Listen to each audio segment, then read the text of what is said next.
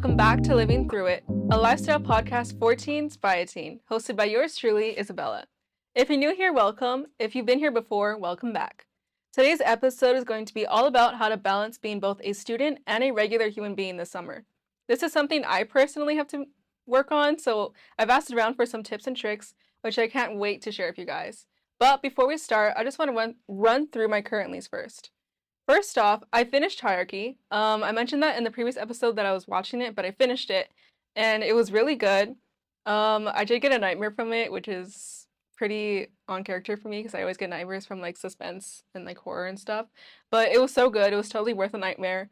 Kind of mad there was only 7 episodes and not at least 8, but it's okay because it was really good. And then I also am still watching My Lovely Mobster, and I started It's Okay to Not Be Okay. I'm almost done with it. I mean, I started a little while ago, but it's okay. I'm almost done with it, and it's really good. I'm literally like obsessed. Like every single thing, like every single episode is like so intriguing. I just love it so much. And then I'm still reading Insurgent from the Divergent series, and I had to read The Body by Stephen King for an English assignment for summer homework. And I thought I was gonna get nightmares from that one too, because it's a Stephen King book, but it actually wasn't that bad. And like he doesn't really go in depth of like what the body, I mean a little bit of what the body actually looks like, but it's pretty good. So if you like coming of age, like little boy stuff like that, like books like that, then you could definitely read it. It's especially if you don't get scared easily. But yeah. And then I'm currently listening to 2 songs I've been obsessed with, one being Red Wine Supernova by Chappelle Roan, and the other being The Boy Is Mine by Ariana Grande. Just something about like the girly pop is like really hitting this summer. Like her, both of them, like Sabrina Carpenter, just everyone has been really good. So yeah. And then I've also been working on my sleep schedule, but I fixed my phone storage. I have a good healthy like 8 to 9 gigabytes on my phone, which is really good because I usually only have like 2. So yeah. And then also I just recently went to a pool party on Sunday. It was super fun. I got to see my friends I hadn't seen for like a month since school went out, so it was really cute. It was like the perfect weather too, so it was really good. And then I'm looking forward to the 3rd of July party that my family hosts every year, plus my mom's birthday this weekend. Um, I just want to celebrate my mom. Shout out to you, mom. And then also I get to see my friends that are coming over for the party too, because I'm really excited. And then lastly, school. I mentioned that I had to read The Body for Stephen King for a summer assignment, but I have so many other summer assignments that I need to get done, and I want to get them done before their due dates. So, yeah, it's getting hard to stay motivated, which leads me to today's episode on some tips and tricks to get yourself out of your bed and into your desk to do homework, because I struggle with that, but you got to do it. So, here are the 4 different things that I thought I asked around about for help to do my homework. First being that you need to be energized. And there's different ways to do this. One being getting good sleep. Ironic given the fact that I've been going to sleep at like 2 a.m. every morning. Instead of 4 a.m. though, I pushed it back 2 hours. But it's still not good enough. So you have to get good sleep. Remember that us teenagers need a lot more sleep than adults. CDC recommends, and I quote guys from the website, that teenagers aged 13 to 18 years should sleep 8 to 10 hours per 24 hours.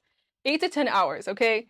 That's literally almost as much as babies. And I know because I have babies for siblings. That's just crazy. Like we need a lot of sleep because we're growing so much. And so we need to find a way to put that into our busy schedules. And of course, sometimes it isn't always possible to get the 8 to 10 hours, but you still want to be able to be energized when you wake up in the morning. So you can always follow your REM cycles. I mean, you should anyways, but especially when you can't sleep at least 8 to 10 hours. Um, the way that I do this is through a sleep calculator. I'm not sponsored and I'll link it down in the show notes, but there's this app, or not this app, this company called Sleepolis. Sleepopolis, is that how you pronounce it? I'm not really sure. It's in the caption. But basically, it's like a mattress company, and on their website, they have a sleep calculator that tells you like what time you should wake up given the time that you go to sleep. And it's like, oh, if I go to sleep at this time, then I can wake up at this time. Or if I want to wake up at this time, what time should I go to sleep? I use it a lot whenever like during the school year when I'm like, oh, I really need to finish this assignment, so I'm not going to be able to get enough sleep, but I still want to be energized in the morning because I have a lot of stuff to do tomorrow. So I was like, let me go see what time I need to fall asleep so I'm still like awake when I wake up. So yeah, definitely use that. And then another thing you can do is to force your body into a routine, which is basically waking up at the same time every day, which is hard. I recent today actually today. Um, today I woke up at 7. It wasn't on purpose, but that's really good given the fact that I've been waking up at like 10 or 11 every day. So yeah, and I was like, you know what? I'm not gonna go back to sleep. I'm just gonna force myself to be awake so I can wake up at 7 again tomorrow, and hopefully every day after that. It's really helpful to do that because when you wake up at the same time every day, you start getting tired at the same time every day as well, because your body gets used to being, oh, I need to wake up at this time tomorrow, so which means I'm gonna be sleepy now. And that way you can get yourself into not just a sleep routine, but then like that'll help you with your regular day as well, because now that you have a set sleeping time, you'll be able to have your body realize like what times are your eating times, what times are your like relaxing times, what times are the times when you're like focused the most. So that's really helpful. Another thing you can do is exercise to be energized. Ironic given the fact that exercising makes you tired, but it actually releases endorphins and helps, I think it raises your cortisol levels. I didn't fact check that, so don't quote me on that, but something like that. And basically getting your body moving like helps like awaken your body. Even though like it makes you like physically tired, like your brain will be like more active. And whenever I personally exercise in the morning, I don't do it a lot. I need to do it more often, but when I do it, it's usually just 10 to 15 minutes at home. And I'll like search up like cute little Pilates princess videos on YouTube or something, and then I'll just do it on like some old yoga mat from Marshall's that my mom bought like years ago. Anyways, whenever I do it, I always feel way better prepared for the day, and like I just feel like so much more productive. Like, oh yeah, I just got like a workout in, like I can do so many more things today. So you definitely exercise to get energized as well. And now that you're energized and you have the energy, you need to put to something positive, so you also have to be motivated. And while it's ideal to have to be motivated, just remember that sometimes you have to do things even when you're not motivated. So that kind of sucks, but you have to do it. You have to just suck it up and do it. But it is ideal to be motivated so that it's easier to get your stuff done. So I asked around, and here's all the different tips I found or heard on how to be motivated. One being having a planner.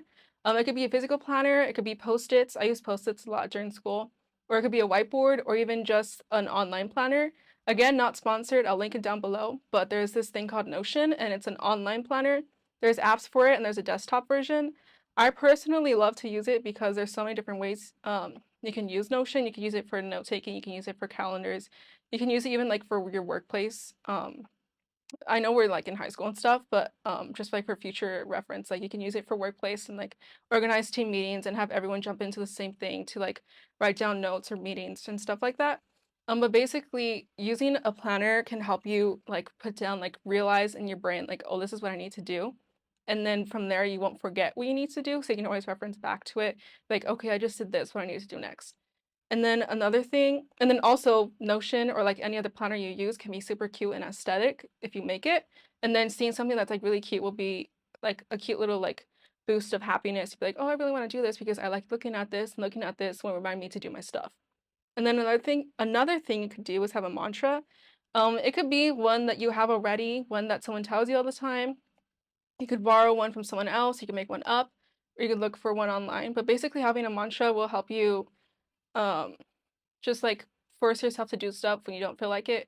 It's like, oh, I really don't want to do this right now, but and then you just tell yourself your mantra. Like for me, something that I say a lot is just do one more thing, because I have a habit of being like, oh, I already did this, so I'm done. But there's other things I want to do, and I know I still have like a little bit more of like energy to do it. So I'll be like, okay, just do one more thing, just do one more thing until I finish my stuff. So you can borrow that one if you want to. Another thing you could do is a vision board, whether it's like you make it yourself or you find one online and you print it out or something, or if even you just like keep it on your like desktop or your wallpaper or even on your phone lock screen. Just looking at something that's like inspirational and like shows the images that of like the lifestyle that you want to live can help motivate you to be that person. So that can be really helpful to be motivated as well. Another thing is having a clean space. And this is ironic given the fact that my room's kind of a mess right now. But when you have a clean space, and my room, like personally for me too, when my room's really clean, you focus better because there's not too much clutter like physically outside, so there's less clutter in your brain as well. Because like say for example, you have like so many different things on your desk, and like you're doing your homework on your desk, but you see like, oh, like this ticket from like a week ago when you went to a fair, and you just start thinking about that and stuff like that. So when you get rid of all those distractions, it's easier for you to focus. So it's really good to have like a clean space because it gives you a good atmosphere to really focus and zone in on whatever you're doing. And then another thing you could do is surround yourself with people who inspire you. When the person said this to me, I was literally just sitting in my chair in awe because like they're so right and they were like so wise. It was a moment. But basically, doing this is like really helpful because I realize it too. Whenever like I'm around people who's like, oh, I want to be like them. It's like I really love the way that they work and like their the drive that they have to do their work and like just like them loving what they do. Like I want to be like that. Like seeing them makes me more motivated to do what I need to do at the moment. So having someone around you or more people, more than one person would be even better. But having people around you who inspire you would be really good to help motivate you to do your work as well. And then lastly, there's a thing you could do a reward system. It's really common to see that picture on Pinterest or like anywhere you're looking of like the book with like every paragraph having a gummy bear on it. So every time you finish a paragraph, you can eat the gummy bear. And it may work for some people, but it doesn't work for me because I would have eaten all the gummy bears at once. But you can do this in other ways that don't tempt you to do it all at once. Like you could be like, you could tell yourself, okay, if I finish this assignment, then I can go down the street to the cafe and get myself a little cute little pastry.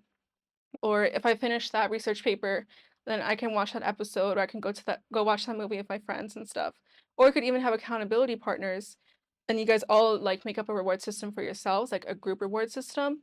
Like say for example, you're all in the same class and you'll have this huge project that you all need to do individually. So you can help each other with it, but you all want to motivate each other to finish their own project. Then you can be like, okay, once we finish this project and everyone turns it in, we can go have a big group reward, and that can be like going out together, like having a bonfire or watching a movie together, or just having an event together, or just enjoying time with each other.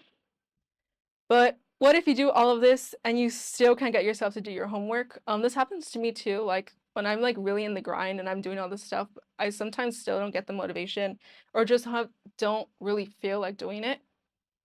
But you still have to do it. So there's ways to force yourself or force your body to start the action of doing your work.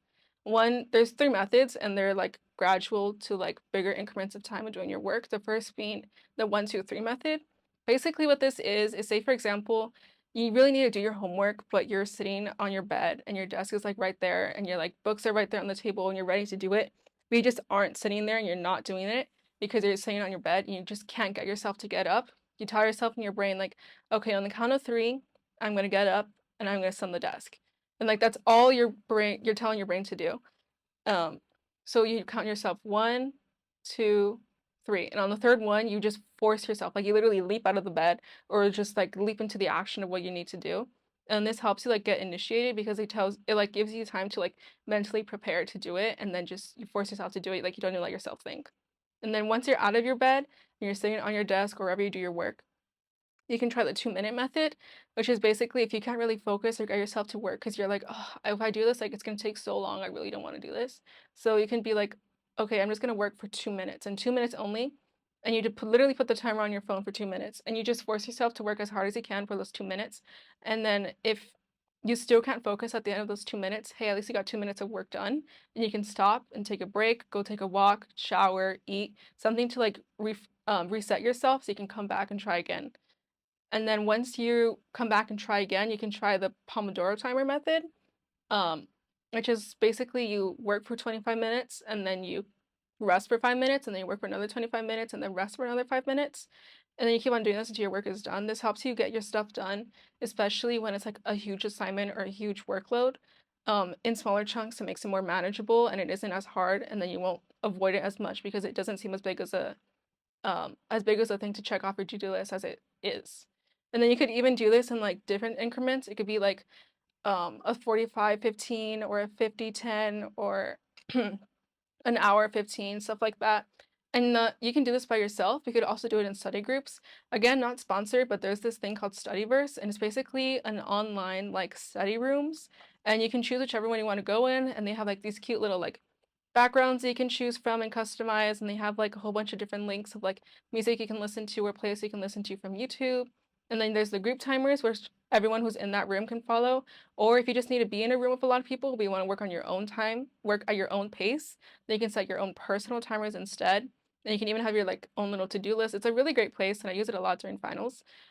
Basically you can do that as well and it'll be more encouraging because you know it like in your brain, you know, like, okay, these people, they might be icons on the screen, but I know like behind those icons are people who are also doing their work with me.